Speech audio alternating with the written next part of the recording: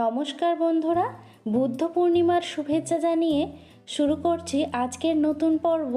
প্রায় 3 থেকে 4 মাস পর বুদ্ধ পূর্ণিমা স্পেশাল আজকে বানাবো খাপসে, একটা ট্র্যাডিশনাল টিবেটিয়ান স্ন্যাক্সের রেসিপি। তার জন্য প্রথমে আমি একটা মিক্সার জারের মধ্যে এখানে নিয়ে নিচ্ছি 3 টেবিল চামচ পরিমাণে চিনি। এখন চিনিটাকে দিয়ে খুব ভালো করে ব্লেন্ড করে নিয়ে গুঁড়ো করে নেব। দেখুন কতটা মিহি করে আমি গুঁড়ো করে নিয়েছি।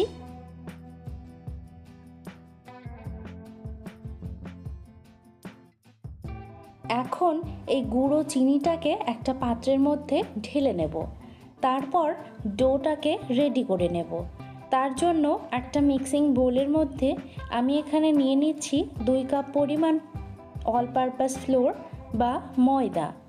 তারপর একে একে মিশিয়ে দেব সব উপকরণগুলো। প্রথমেই দিয়ে দিচ্ছি গুঁড়ো করে রাখা চিনি। বেশি উপকরণ লাগবে না, হাতে গোনা কয়েকটা মাত্র উপকরণ দিয়েই বানিয়ে নিতে পারেন এত সুন্দর স্ন্যাক্সের একটা রেসিপি। দিয়ে দিলাম হাফ চা চামচ পরিমাণে নুন আর 2 টেবিল চামচ পরিমাণে ঘি। আপনারা ঘিয়ের পরিবর্তে সাদা তেলও ব্যবহার করতে পারেন। এখন ময়দাটাকে মেখে নিয়ে খুব ভালো করে ময়ান দিয়ে নেব।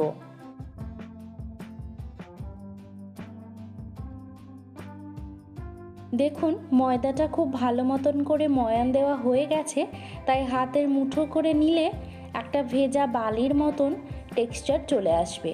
এখন আমি এর মধ্যে দিয়ে দেব রুম টেম্পারেচার দুধ দিয়েই আমি এই ময়দাটাকে মেখে নেব। আপনারা যদি চান সেক্ষেত্রে দুধের পরিবর্তে জল দিয়েও ময়দাটাকে মেখে নিয়ে একটা ডোয়ের আকারে রেডি করে নিতে পারেন।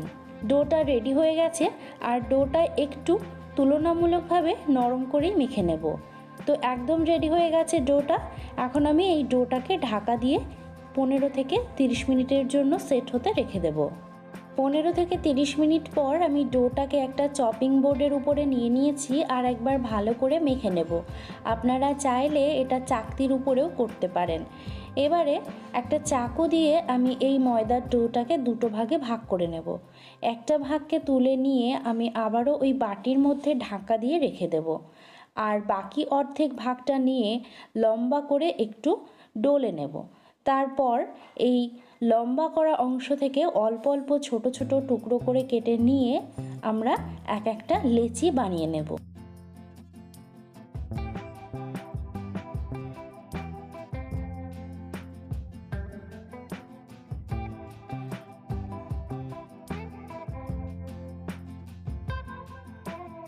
তো সব লেচিগুলোকেই আমি তুলে আবারও বাটির মধ্যে রেখে দেব, আর একটা লেচিকে নিয়ে আমি খাপসেগুলো তৈরি করা শুরু করব। লেচিটাকে খুব সুন্দর করে গোল করে নেব। তারপর ওই চপিং বোর্ডের উপরেই আমি এই লেচিটাকে বেলে নেব। তার জন্য প্রথমে একটুখানি আমি শুকনো ময়দা ছড়িয়ে নিচ্ছি। আপনারা এই লেচিটাকে তেল দিয়েও কিন্তু বেলে নিতে পারেন। এখন আমি খুব আস্তে আস্তে করে এই লেচিটাকে একটা পাতলা রুটির আকারে বেলে নেব। দেখুন রুটিটা কতটা পাতলা হয়েছে, আর এই রুটিটা কিন্তু পুরোপুরি গোল না হলেও চলবে।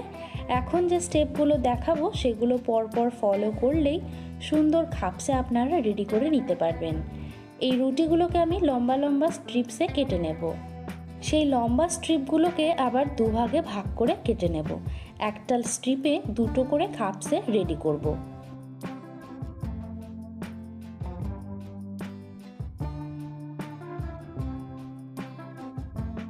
এবারে ছোট ছোট স্ট্রিপসগুলোর মাঝ বরাবর চাকু দিয়ে একটু লম্বা করে কেটে নেব। পুরোপুরি কাটলে কিন্তু হবে না।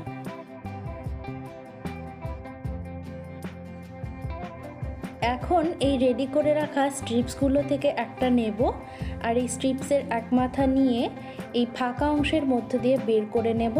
দিয়ে একটুখানি টেনে নিলেই রেডি হয়ে যাবে খাপসে। আমি এই একটা দেখানোর পরে আরও একটা আপনাদের সুবিধার জন্য দেখিয়ে দিয়েছি। এইভাবেই সব খাপসেগুলো আমরা রেডি করে নেব।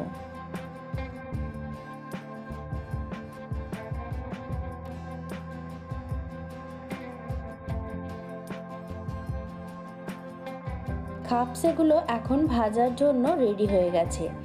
এখন আমি এই খাপসেগুলো ভাজার জন্য কড়াইয়ের মধ্যে বেশ কিছুটা পরিমাণে সাদা তেল অ্যাড করে দিচ্ছি। সাদা তেলটাকে মাঝারি গরম করে নেব, তারপর ওর মধ্যে একে একে এই খাপসেগুলোকে দিয়ে দেব।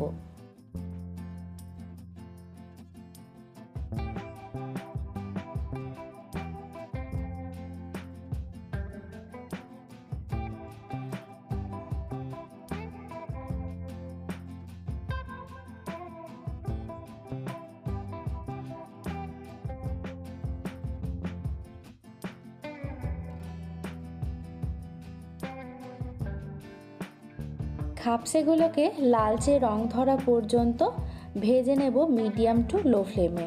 তো দেখতেই পারছেন রংটা কত সুন্দর চলে এসেছে আর খাপসেগুলো কিন্তু একদম রেডি হয়ে গেছে। তো কেমন লাগলো আজকের এই রেসিপিটা? যদি ভালো লেগে থাকে অবশ্যই একটা লাইক করে দেবেন আর চ্যানেলটাকে সাবস্ক্রাইব করে নিতে একদম ভুলবেন না। বাই।